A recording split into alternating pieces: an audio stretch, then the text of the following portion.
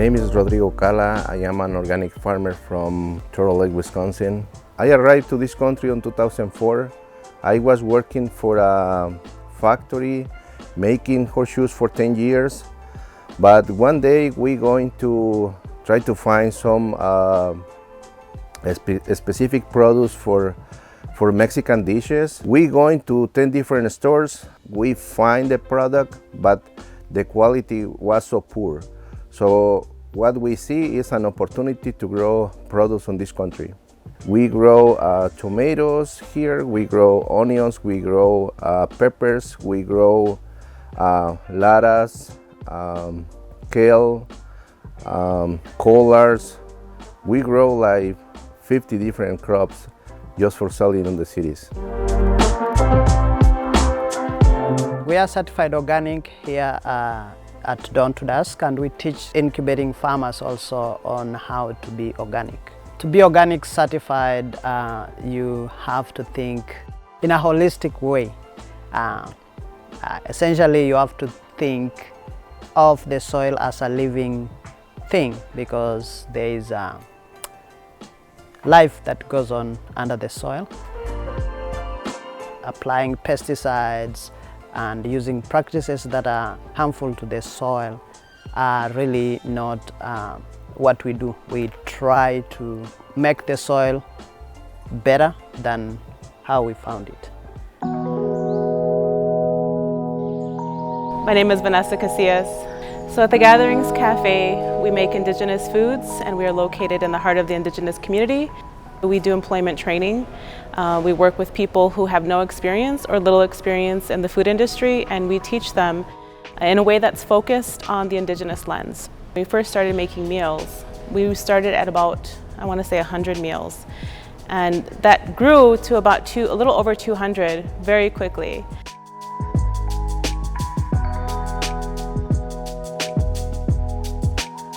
We use at least 50 to 60% native ingredients, and we try and keep the food as healthy as possible for our elders.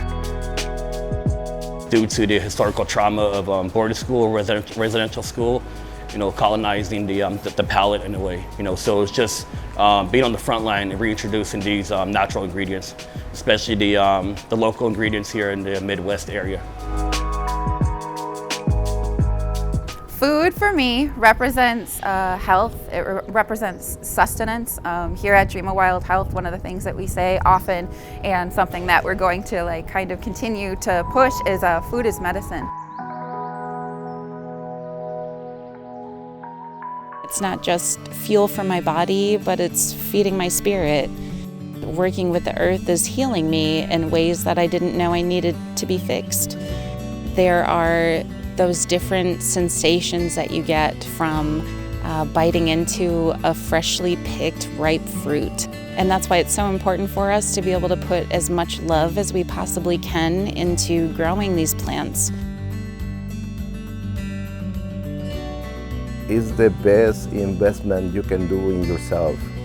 People thinking, I'm gonna buy a expensive car, or I'm gonna buy a expensive and fancy cell phone. I think the best investment you can do in yourself is get healthy food.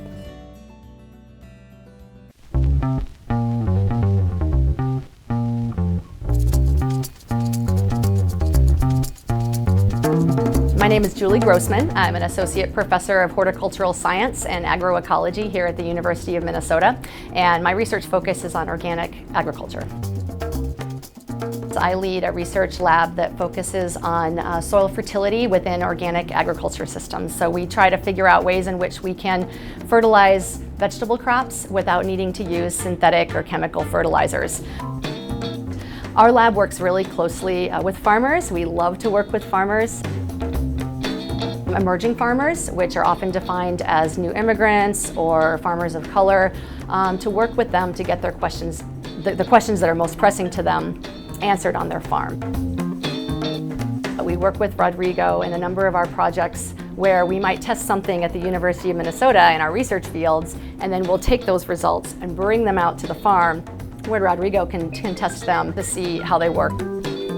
That's a very, very important piece of what we do, is developing or co-developing this knowledge about agriculture together with the farmers.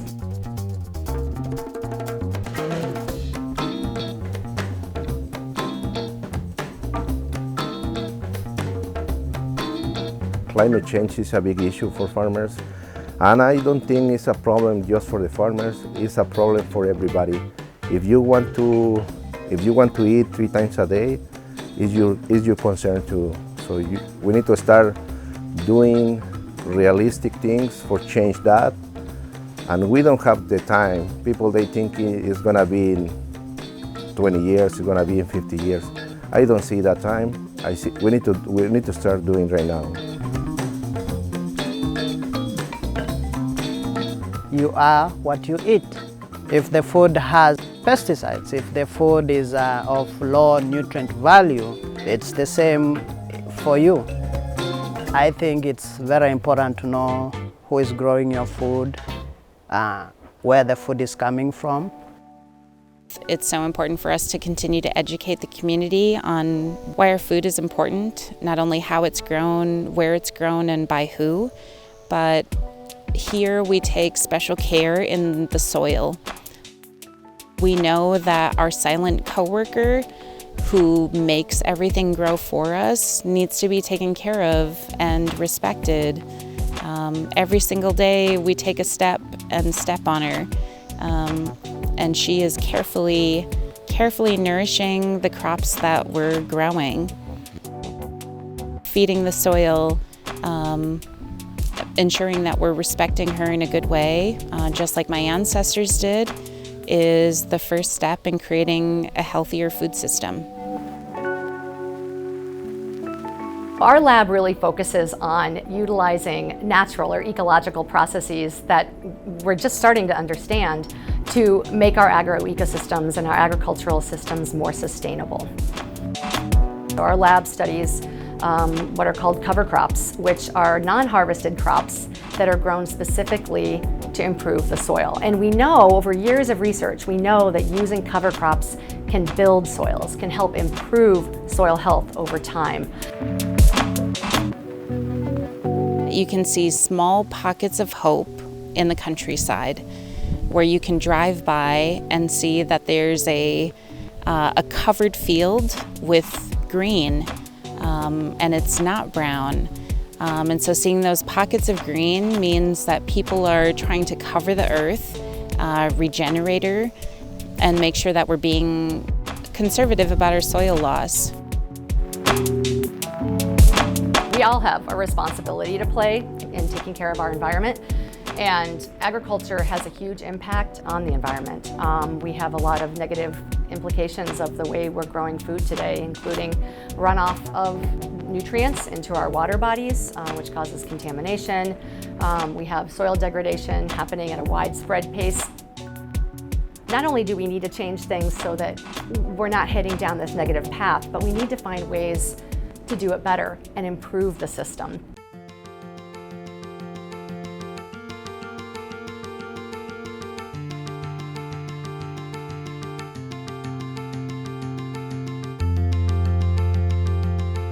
The average age of farmers in this country is 58 years old.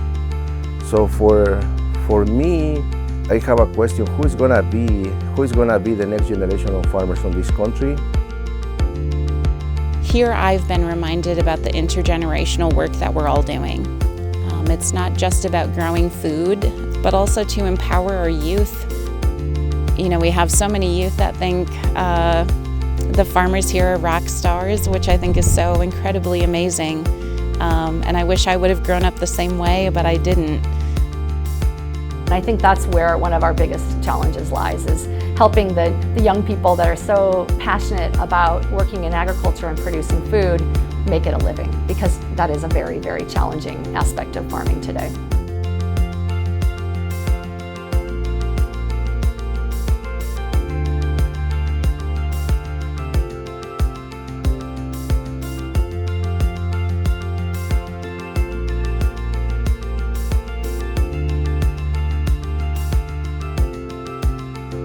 One way to break that land access barrier was for us to open up our land.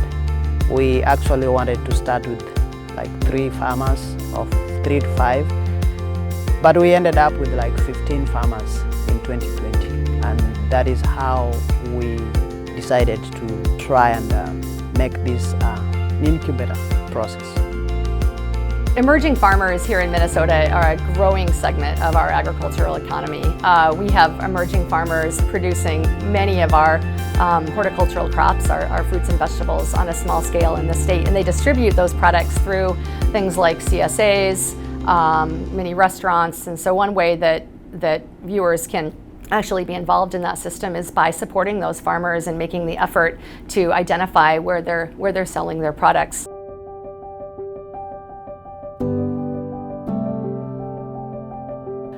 Slow food is finding and gathering people to share, explore, and preserve their cultural significant foods.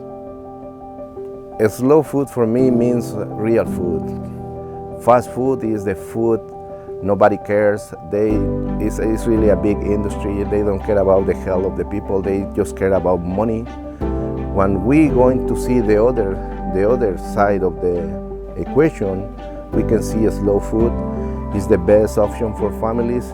If you have the ability to cook and try to get this healthy products transformed to a really healthy food, that means it's slow food, because you need to take the time for cooking this food. To me, slow food is health. Health and wellness is at the heart of what we do here at Dream of Wild Health. We are incredibly happy to be working with the community, to be providing a hub for health, and working with the different seeds and the different plant relatives at our farm is incredibly important to us. And teaching our youth how to see food in a healthy way and work with our healthy indigenous ingredients is incredibly important to us as well. Slow food is eating like my ancestors ate. Slow food to me in my life is having a campfire and burning hardwood ash to only collect it and save it for the corn that I'm growing in an effort months later to nixtamalize the corn in a traditional way.